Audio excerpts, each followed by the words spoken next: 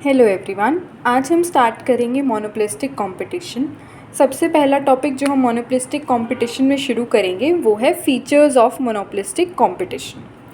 तो हम उसके आज मेन फीचर्स डिस्कस करेंगे जो कि एक डिफरेंस क्रिएट करते हैं in the forms of market. जो अलग अलग टाइप्स ऑफ मार्केट हैं उनमें मोनोपोलिस्टिक कंपटीशन के मेन फीचर्स जो हैं वो हम आज डिस्कस करेंगे। बाकी फीचर्स मोर और लेस सेम ही होते हैं, तो विल डिस्कस द वंस जो डिफरेंस क्रिएट करते हैं। ठीक है, so let's start. First feature is large number of buyers and sellers. अब इसका क्या मतलब है? इसका मतलब है कि मोनोपोलिस्टिक कंपटीशन एक ऐसी मार्केट है जहाँ पे बहुत सारे बायर्स भी हैं और बहुत सारे सेलर्स भी हैं। अब जैसे अगर हम लोग कोई ओलिगोपोली मार्केट है, वहाँ पे क्या देखने को मिलता है कि फ्यू बिग फर्म्स हैं, कुछ ही हैं but they are big firms. ठीक है, वैसे ही यहाँ पे हमें क्या देखने को मिलता है कि there are large number of firms and large number of buyers as well. ठीक है, then the second most important feature is product differentiation. Product differentiation का मतलब क्या है कि प्रोडक्ट में वेरिएशन है। ठीक है, यहाँ पे प्रोडक्ट डिफ्रेंसिएशन को आप दो टाइप्स में डिवाइड कर सकते हो, one is real differentiation and one is imaginary differentiation. अब दोनों का मतलब क्या है? ओके, सो रियल डिफ्रेंसिएशन का मतलब क्या है कि प्रोडक्ट की स्पेसिफिकेशन में डिफरेंस है, there is a difference in specification. ठीक है, then the second is imaginary. Imaginary का मतलब क्या है कि प्रोडक्ट तो मोर और लेस सेम है बट उसको हम लोगों ने डिफरेंस कैसे क्रिएट किया कि कंज्यूमर्स को अट्रैक्ट किया by the way of advertise करके उसकी, ठीक है, या ब्रांड के थ्रू, या फिर उसकी सेलिंग एक्टिविटीज़ हमने ऐसी इन्वॉल्व कर दी कि कस्टमर को लगे there is something else in that product but that product is close substitute of that product only, right. तो वो है आपकी इमेजिनरी डिफ्रेंसिएशन। तो मेन ये आपकी दो डिफ्रेंसिएशन की हम टाइप्स हैं।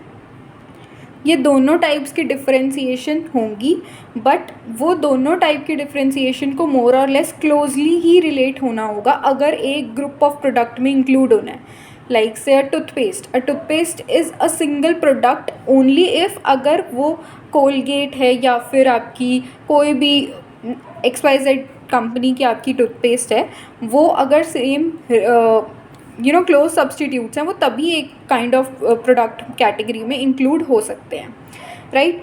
Then the next thing about these are the key product differentiation जो है वो दो कैटेगरीज़ में फर्दर डिवाइडेड है कि जो प्रोडक्ट है उसको क्लोज इकोनॉमिक सब्सटीट्यूट भी होना चाहिए और क्लोज टेक्निकल सब्सटीट्यूट भी होना चाहिए।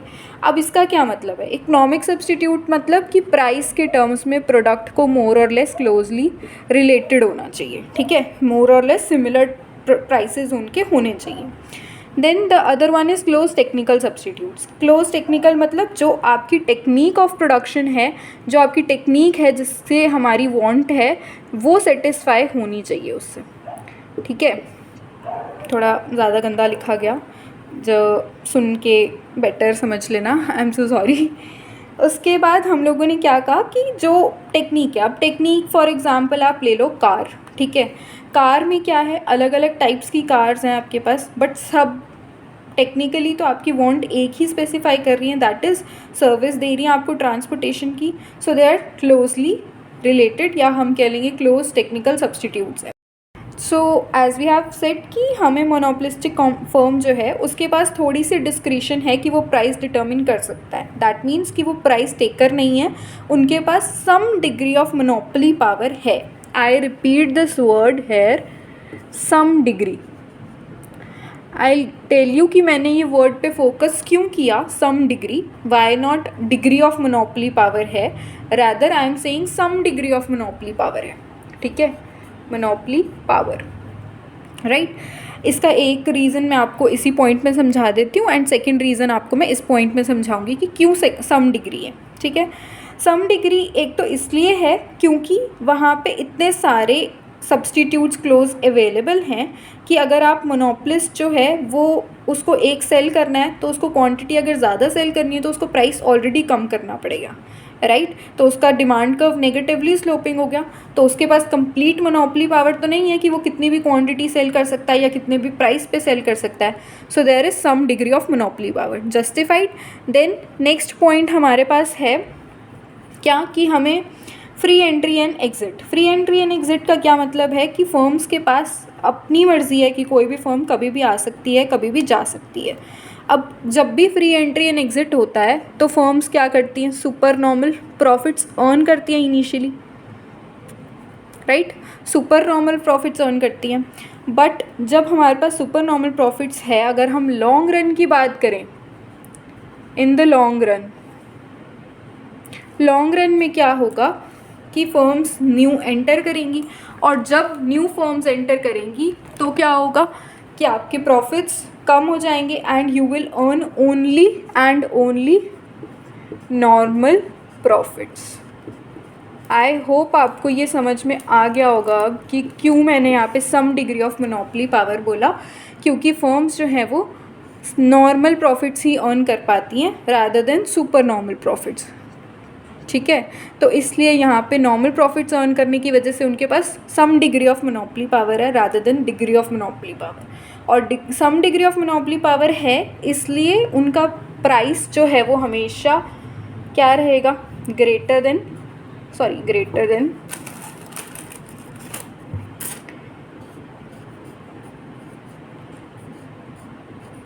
Price is always greater than marginal revenue, और मार्जिनल रेवेन्यू से ज़्यादा है प्रोडक्ट डिफ्रेंसिएशन है, फ्री एंट्री एग्जिट है।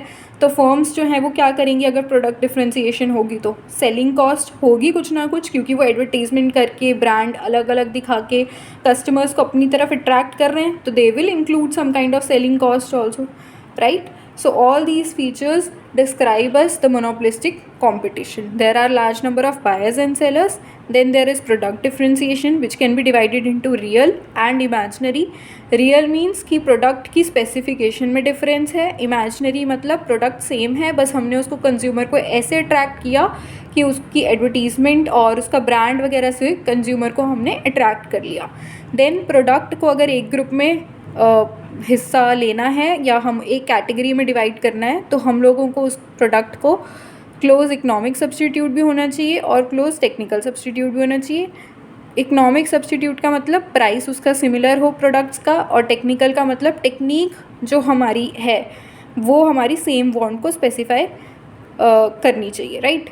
हमारी मार्केट डिमांड और मार्केट सप्लाई जो है वो हम लोग डिटर्मिन करते हैं, उसमें हम मार्केट प्राइस अलग से खुद डिटर्मिन कर सकते हैं। दैट मीन्स कि हमारे पास प्राइस टेकर नहीं है, हमारे पास some degree of monopoly power है। सम डिग्री इसलिए क्योंकि हम लोगों को अगर क्वांटिटी ज़्यादा सेल करनी है तो we have to reduce the price, ठीक है। और प्राइस रिड्यूस करने का मतलब क्या है कि क्लोज सब्स्टिट्यूट्स बहुत सारे हैं, हमारा डिमांड कर्व नेगेटिवली स्लोप्ड है और नॉर्मल प्रॉफिट्स अर्न करने पड़ते हैं क्योंकि फ्री एंट्री एंड एग्जिट है। अगर हम सुपर नॉर्मल प्रॉफिट्स अर्न करेंगे तो न्यू फर्म्स एंटर कर जाएंगी और लॉन्ग रन में हमें सिर्फ नॉर्मल प्रॉफिट्स ही होंगे।